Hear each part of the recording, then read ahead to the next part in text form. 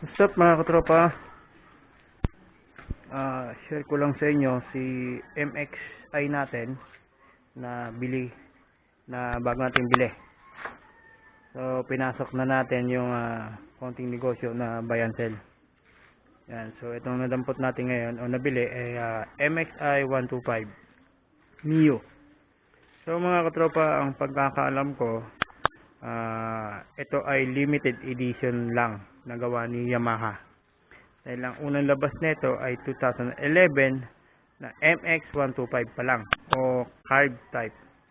So itong nabili natin ay 2017 MXI o FI na siya. Yun. So kung makikita ninyo sa Facebook o Marketplace, medyo maganda pa ang kanyang bentahan. Yan. So magbibigay tayo ng tips kung paano maging wise sa pagpili o pagbili ng second hand na motor, o makakabili tayo ng talagang nasa kondisyon pa, o wala tayong masyadong ipagagawa sa kanya. Yan. So pag meron tayong nakita sa online na kursunada talaga natin yung motor, at nakalagay naman doon yung kung ano ang kanyang description na issue at kung ano yung mga naka-upgrade sa kanya o old stock, diba? So saka na tayo, mas maganda kasi ako mga katropa, saka na ako tumatawad pag nakita ko na yung unit mismo. So hindi ako nanghihinayang sa panahon kung may uuwi ko ba yung motor o hindi, kasi tayo ay naghahanap talaga ng maayos na second hand na motor. Yan, diba? So ang una kong ginagawa mga katropa, tinitignan ko yung papel, yung original niya ng mga papel. So yung ORCR niya, lalo na yung CR, tinitignan ko yung mga engine number at chassis number. So mga katropa, lagi rin natin tatandaan, sa pagtingin natin ng chassis number, kailangan yung mga number na yun ay nasasalat mo pa o nahihipo mo pa o bakat pa. Dahil minsan kasi pag register mo sa LTO, pagka medyo parang malipis yung pagkakatatak ng mga number, mahirap makuha, mahirap ma-carbonize yung mga number na yun. Minsan nare-reject dahil doon, dahil hindi makita ng malinaw yung mga chassis number at engine number. So kailangan maingat tayo sa pagdampot. Yan, di ba mga trops? Example to. Ito ang kanyang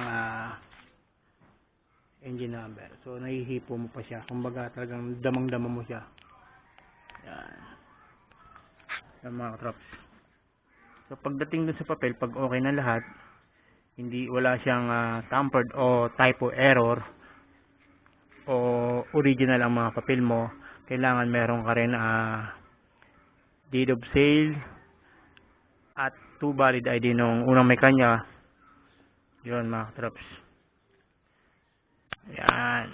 Kailangan din naka-open lang din muna yung deed of sale, o pagka naka-close naman sa pangalawang may-ari, kailangan yung gumawa ng panibagong deed of sale. Kailangan pumirma nung pangalawa, at kailangan niya rin magbigay sa inyo ng 2 valid ID na with 3 sign. Xerox lang, pero yung sign kailangan original yon. Common. So pagdating doon guys, pag okay na yung mga sa papel, so dito tayo sa kondisyon ng motor. Yan, diba minsan kasi pag sinasabi nila na alaga yung motor, kailangan doon loob at labas malinis. Diba? Bubuksan nyo yung upuan, titignan nyo yung mga loob kung marumi o hindi. So pag marumi ay hindi alaga. Diba? Mga singit-singit niya, alam niyo naman pag maalaga, talagang malinis loob labas hindi lang puro labas. Diba? Kasi ako mga katropa, pag ako dadampot na ng unit, talagang binubusisi ko yung motor. Anong ginagawa? Ito, gulong. Inaalog ko yan kung buo pa ba yung bearing dyan. So may tama na o hindi pa. Yan. So ganun din dito sa manubela. Iniikot-ikot ko to. Kailangan smooth yun. Walang sabit. Yung parang may kanto-kanto. Kailangan wala yon. Tapos hahawakan ko yung preno. Uuga-ugayin kong ganun. Para malaman din natin na okay pa yung knuckle bearing. Yan. So kung may sira na rin, sige, hayaan nyo lang mga tropa. Hayaan nyo lang. Medyo minor lang din naman yan, pero mahirap gawin dahil ang dami mong kakalasin. Yan. Unlike sa mga underbone, madali lang. Pero pag mga ganito, scooter type, talagang kakalasin mo to. Marami kang kakalasin. Yan. So minsan sinasabi rin na bagong tune up, bagong change oil. So titignan natin to. Dito kung bago nyo paandarin, tignan nyo muna yung langis. Kung nasa tamang sukat. At kung alam naman ninyo yung bago o luma na. So alam niyo naman yun kung luma na yung langis o bago pa. So siyempre ito dito rin. I-check na rin ito dito. Yan. Kailangan wala rin siyang alog. Wala rin siyang ugana pag ganon. Pag may ganon, okay lang. Normal yon. Dapat yung ganon, wala siyang ugang ganon. Yan, walang ganon. Kahit sa mga dikambyo o yung basta dikambyo, yan. So okay na dyan. Pag na-check yung ganyan, kung meron siyang alog. Kung ito mga katropa, kung meron siyang alog, dito na pag ganon, huwag nyo nang kunin yung unit. Dahil sigurado, pagagawa nyo yun. Yan. So dito, yan. Tapos bago nyo paandarin din yung motor, bago nyo paandarin, diba, isususi nyo. Yan. Pag susi nyo dyan, diba, sa pag gantong klaseng motor, may mga functional kasi yan kailangan dyan gumagana din lahat. Yung check engine, temperature, yan, titignan nyo. So sa unang paandar mga katropa, huwag nyo isususi. Huwag dito sa huwag sususi. Huwag sa push button.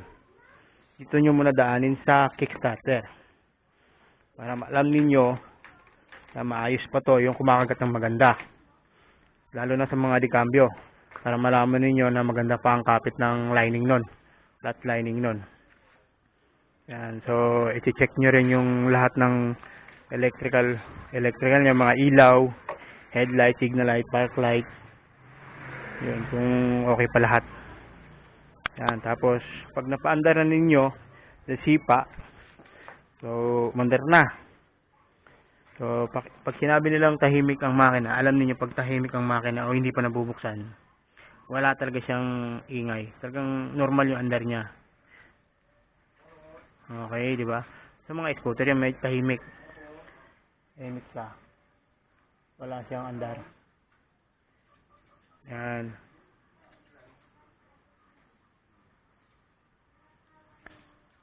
Yan mga katropa. Tapos pag sa dikambyo naman, sa mga na-experience ko noon, lalo na sa may mga clutch, pagka maingay yung clutch housing noon, maingay yung makina, under ang makina niya, pero minsan normal sa kanya yon, clutch housing siya, hindi naman siya sira pero maingay. Pag piniganin nyo yung clutch noon, pag tumahimik, clutch housing. Okay, kung hindi naman, lining at pressure plate. So medyo pagawain na rin. So ganun mga katropa, titignan nyo. So kailangan din wala siyang lagitik na malakas. Okay, so pagkatapos nyo na-check yung kondisyon ng motor, yung itsura at papel, i-road test nyo na. Okay, dapat yun wala kayong masyadong mararamdaman na kabig, kailangan normal pa rin. Yan, di ba? Ito nabili natin, may ganito na. Di ba? Matagal na po nakakulong. Yun mga katropa. So sana meron kayong naintindihan dito sa ating bahagi na para makabili ng second hand na motor na maganda pa. So mga tropa, mga pala, born to be ride. Peace.